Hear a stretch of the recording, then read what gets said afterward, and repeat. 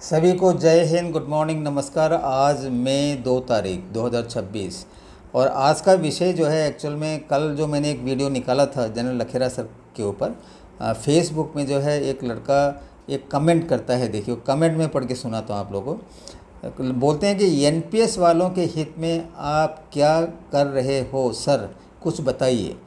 यानी कि जो एनपीएस के जो लोग हैं, यानी कि 2004 के बाद जो भर्ती हो रखा है उनका ओल्ड पेंशन स्कीम में नहीं है।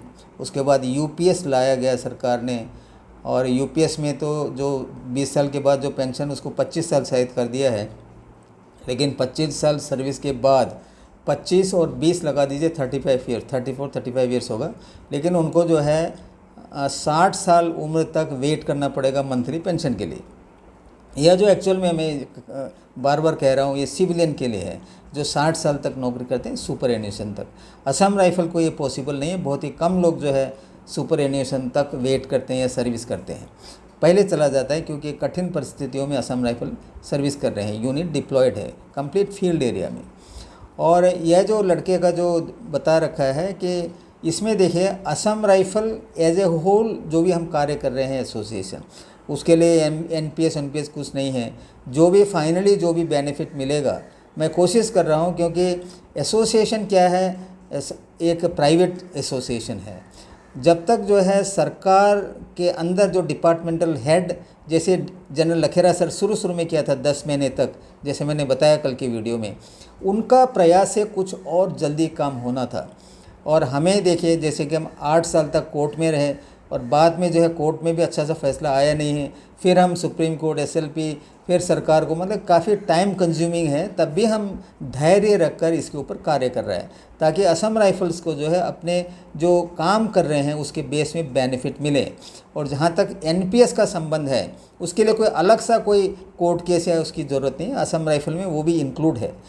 लेकिन आप लोग को मालूम होना चाहिए जैसे कि हम कैंटीन है या सीएसडी या ईसीएचएस हम जब ले रहे हैं, इसका अर्थ क्या है? इसका अर्थ है कि हमारे ड्यूटी जो है हम मोस्टली आर्मी के तहत में कर रहे हैं।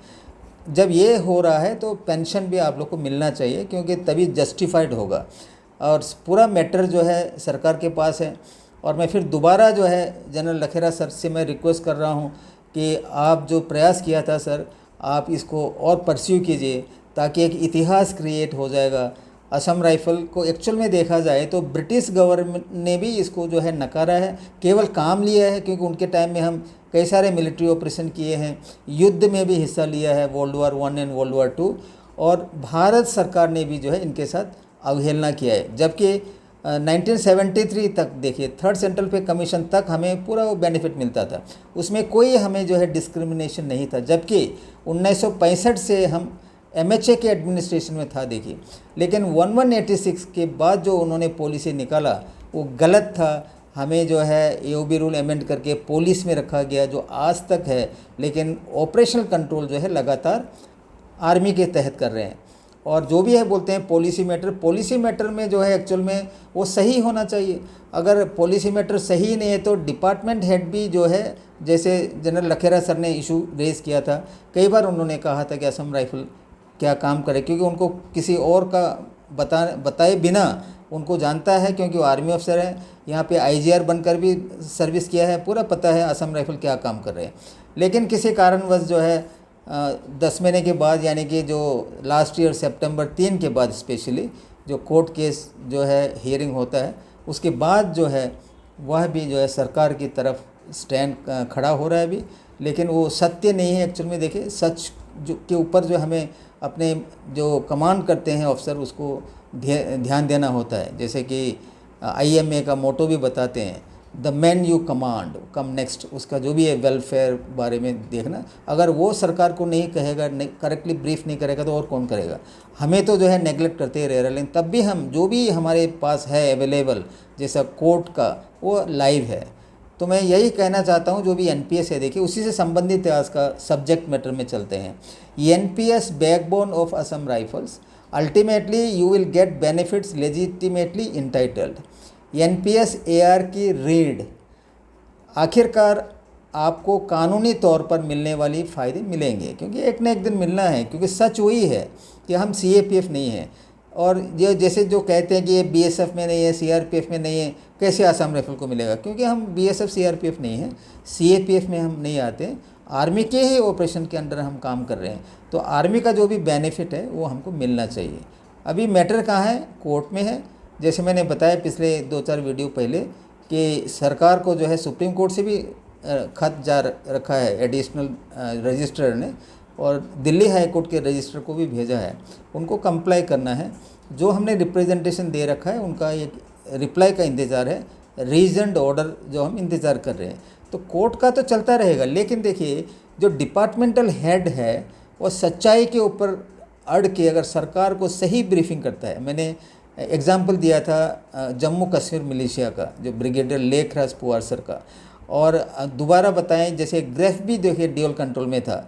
उनका जो खंडूरी साहब जो कि एक इंजीनियर थे, ग्रेफ में सर्विस कर चुका था, मेजर जनरल खंडूरी, जो उत्तराखंड के चीफ मिनिस्टर भी रहा है, और जब बीजेपी सरकार आया था तो उनको जो है parliamentary standing committee for defence का चेयरमैन बनाया था। तो पहला काम उनका वही था, क्योंकि हम भी मिले थे इस बीच 2-3 बार, मैं, कमांडेंट यादव और जनरल कार्निक सर, हमें जो है हेल्प करने के लिए बोला था, लेकिन तब तक जो है उनका पकड़, यानी कि जो पॉलिटिकली थोड़े वीक हो गया था खंडूरी सर, लेकिन ग्रेफ को जो है उन्होंने BRO, बॉर्डर रोड ऑर्गेनाइजेशन का ड्यूअल कंट्रोल को समाप्त करके उनको डिफेंस में लेकर आया था। यानी उनका है एक एग्जाम्पल जैसे मैंने कहा आपको, जम्मू कश्मीर मिलिशिया जो जैकलाई के नाम से जाना जाता है, लेकिन असम राइफल ही देखिए अभी तक पीछे पड़ा है, क्योंकि हमें ब्रिटिश सरकार ने भी हमारे साथ उतना कोई जस्टिफिकेशन नहीं किया, क्योंकि उस वक्त हम first world war, second world war, लेकिन इस पूरा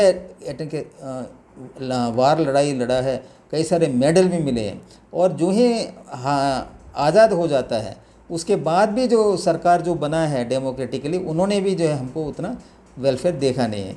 जबकि थर्ड सेंट्रल पे कमीशन तक हमको मिलता था पूरा बेनिफिट, तब भी हम MHA के अधीन था एडमिनिस्ट्रेटिव, 1965 से 73 दिसंबर तक हमको मिलता था बेनिफिट, लेकिन बाद में जो ऑटोमेटिकली निकाल लिया गया, जो आप सभी को पता है। अभी केवल जो है जनरल लखेरा सर, जिसको हम रिक्वेस्ट कर रहे हैं, इतने सारे जो है कमेंट आ रहे हैं उसके फेवर में, और कई सारे तो डायरेक्ट जनरल लखेरा सर को भी मैसेज दे रहे हैं।